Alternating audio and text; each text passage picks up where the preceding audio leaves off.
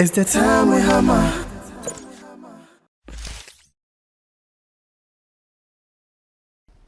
Evelyn Branford Danlate, Hammer.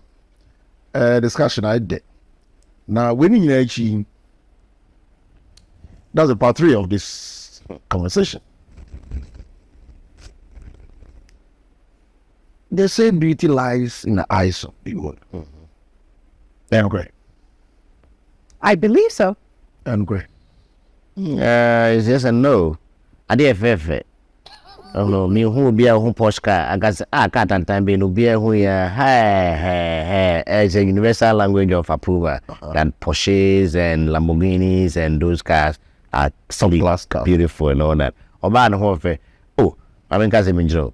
The man Holyfield, a J title field, Mike Tyson. Okay, national. I think that the year no. Miss Universe. Baby. The highest mark I said judge the man was 9. So between 0 to 9 and that's all marking it. About 7 judges no. All the other 6 we highest or the man, even the most beautiful one crown in the ground. Why we are 5 or 6. Even the Holyfield. Will be a few years 9. That was his last time because to him all the women that appeared on the stage were beautiful. She didn't take even 1 mark away from anybody. So when you see beauty, beauty is a universal language. But in the eyes of the beholder, because that is where somebody is trying to tell you that this my thing is beautiful. That is where you have to be careful and say, don't go and say it's not beautiful. Because that is the person saying that this my bottle, only a beholder. No. So what is that beautiful thing? I'm holding the bottle. And I'm telling you the bottle is beautiful. If you are wise, you say yeah and move on. Because if you go and stand there and say no, we may stand there for the next 3 days. I'm wasting your time because whether it's beautiful or not, how does that concern you? I am holding it. So you just have to agree with me that that thing is beautiful to me. That is my understanding. That's all. You know. Everybody knows. Well, it depends on what you define as beautiful. Physical, right? That's right. Yeah. Well, character, yeah, you know. You see, beauty is defined by, as we said, it lies in the eyes, in individuals' eyes. And what universally we've even come to define as beautiful is still a group of people who came together and infused that in our minds. That, this is what we want to see and accept as beautiful. So let's say in the Western world, how the outlook of women is completely different. Yeah.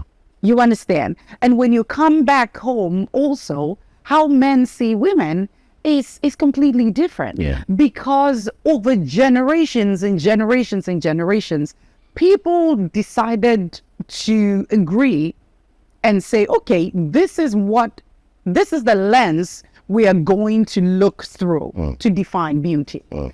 So that's why I agree with that, universal statement, because whatever we see, you can perceive in your mind that this is beautiful. So what is beautiful to you may not be beautiful to me. So the man that may not look good to you, in my eyes, may be a good looking man.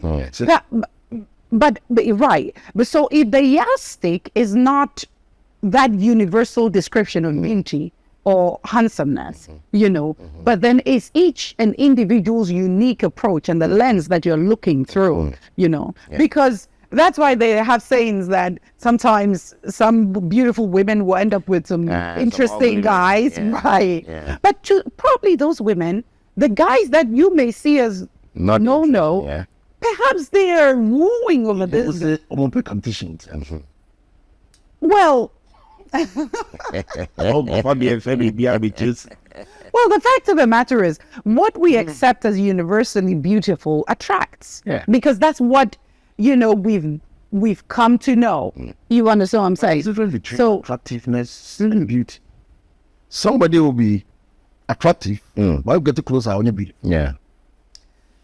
Well, attraction and beauty, doesn't it? They are similar in a way. Very close. Right, they're similar.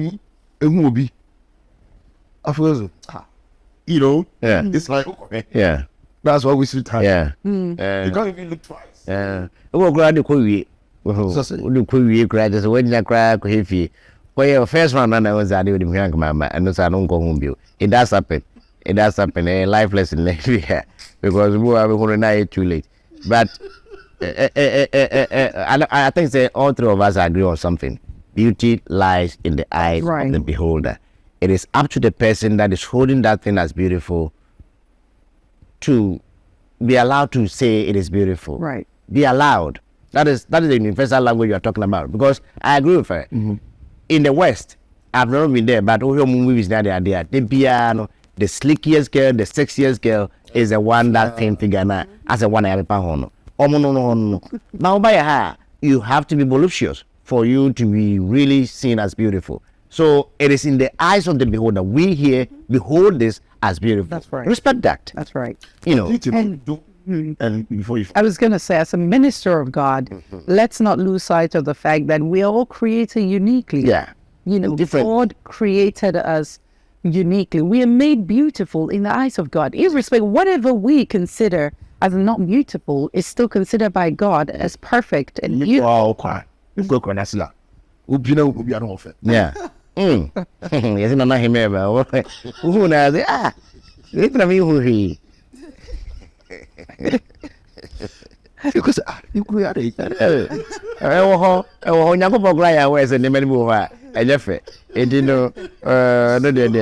He made all things perfect. Yeah, well, perfect, but not beautiful. The beauty, though, is it the facial beauty or other physical features? That's a good question. You know, what we know, the first question and as a first impression of benefit when it comes to beauty, physical attractiveness, stature, height, size, blah blah blah blah. That's how people consider beauty.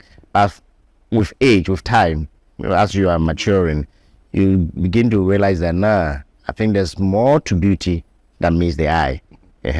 So for some people, it's the way they speak, the way their countenance, their posture, how they manage their emotions, how they react to situations and all that.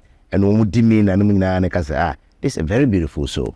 So it is not always about the physical looks, but the physical looks are the entrance, and then the gateway to the actual. It's no idea. But it's a wrong yardstick, Hammer. What's that? What you be bad on your friend? I see you don't pretend to. And I grasp who was on the warfare about the 10%. Where I know but how to tune in there. There's already a so we it's a good question there. We have to go a little deeper or beyond the physical structures that we are put on our face. This is what beauty is, because to many people it is more than what meets the eye. It is. I know my minister will go there. The soulish part, the essence part, the spiritual part, and all part of a human that makes a human being a complete human being. That is what some people look for in a beauty. So to piggyback on that, so there are two parts of beauty. So you have the outer beauty, which is made of the physicality, you know, the physical attributes of a person. And then, of course, the inner beauty. Yeah. And that's what he was saying. You know, so there are people that perhaps you may see as not beautiful based on what you see on the outside. But the inner disposition, her soul, her countenance, you know, the smile, you know, and her sensitivity, her warmth, you know, is very beautiful and really, really attractive. Also, but Tokosia, I don't know. And then how can we do it? Well, listen, beauty is a wholesome attribute. Yeah. It's whole. Yeah. In the sight of God. You don't pick one. You don't exactly. It's whole.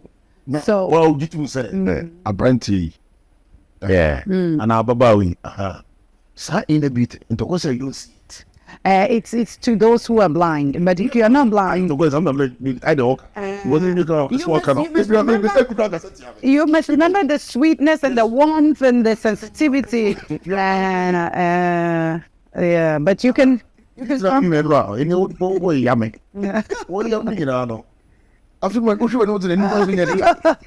Right. Well.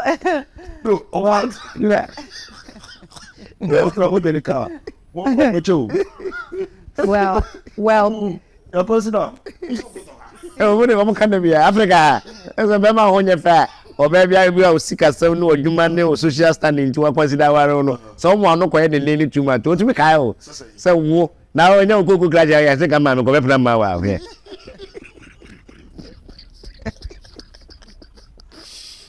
On this note, draw the curtains down. Thanks so much for joining us. That was part 3 of our discussion. Yeah. Because of time, I think we are good. Thanks for joining us. Evelyn Bradford, that latte. Yes, man. If I say shave you. Yeah. It's the time we hammer.